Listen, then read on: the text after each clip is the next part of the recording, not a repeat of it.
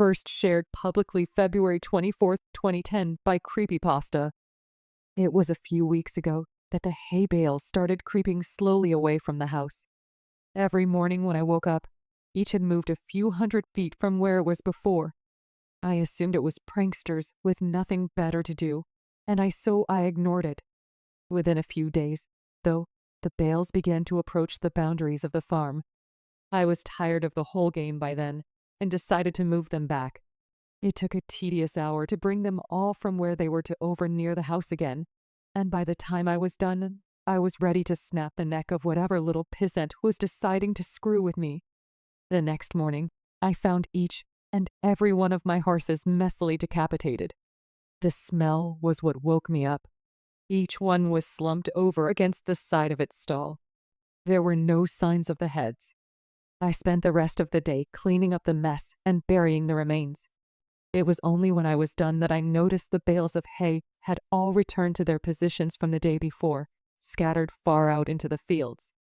This time, I left them where they were. That night, I sat on my porch with my shotgun in hand and a pot of coffee on the table beside me. I sat for hours, straining my eyes into the fields to catch a glimpse of who was moving my hay bales. Finally, I was beginning to nod off. I would have, but just as my eyes began to close, I heard a clamor and a rustling of trees from the nearby woods. I leaned forward, my heart racing with excitement.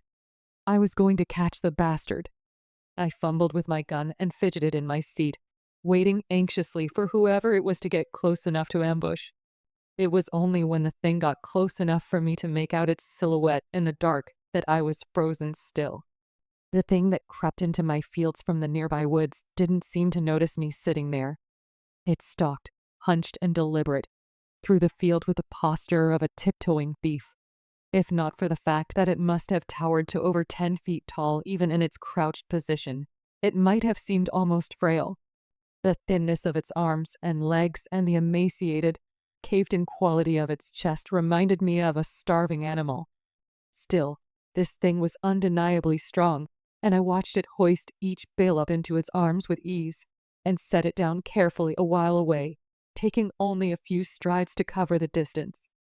I watched it work, moving each bale thoughtfully.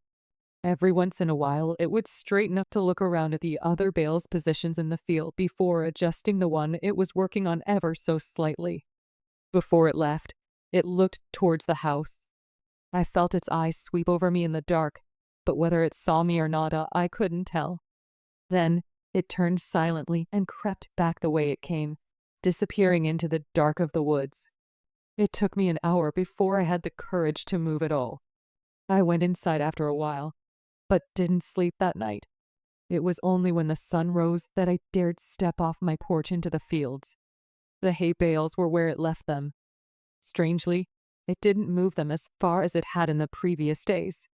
They were approaching something invisible in the fields, and as I looked at them, I realized that they seemed to be marking some line.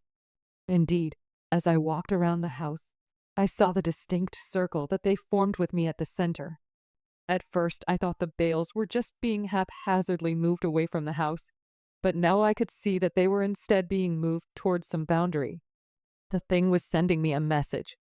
I slept uneasily that night, and only because I was exhausted. The next morning, the bales hadn't moved at all. They didn't move at all for the rest of that week, in fact. They were finally where the thing wanted them. I made myself sick, trying to interpret them. Why would this thing expend so much energy moving my hay bales and threaten me with such violence should I try to interfere? Killing my horses was just that, a threat. An intelligent threat, at that. It knew what would scare me, and it knew that I would understand the implications. The sound of an automobile working its way along the road to my farm one morning gave me a little rush of excitement. I'd been planning to abandon the farm since I saw the thing, but I couldn't hope to leave on foot without risking it treating me like it treated my horses. But if I could get in the car with whoever was coming my way, I might be able to escape before it could stop me. I didn't know or care who it was. I decided that the moment they stopped the car, I would jump in the passenger's seat and tell them to get the hell out of here. I didn't get the chance. The car worked its way slowly along the road, trundling across the uneven ground. I urged it silently to hurry. It was when it passed between the two bales placed on either side of the road that I began to hear a booming clatter from the woods. The thing burst suddenly from between the trees, sprinting on all four of its terrible, gangly limbs towards the car. Within a few seconds, it was there, pouncing on the automobile like a predatory cat. Within moments, it was picking and peeling the vehicle's steel frame apart, working to get at the driver. The man, whoever he was, screamed all the while, and I could hear him even over the crunching of metal and the shattering of glass. It was only when the thing crushed him carelessly in its hand that the screaming stopped. It tossed him away and straightened up to look at me once again. In the sunlight, I could see the inhumanity of it. It was composed entirely of something awful and alive which was lashed together in a messy semblance of a human form. Whatever it was made of looked so polished and hard that if it weren't for the minute writhing of the stuff, I'd think it was made of granite. The thing retreated back into the woods, and I was left to my shock.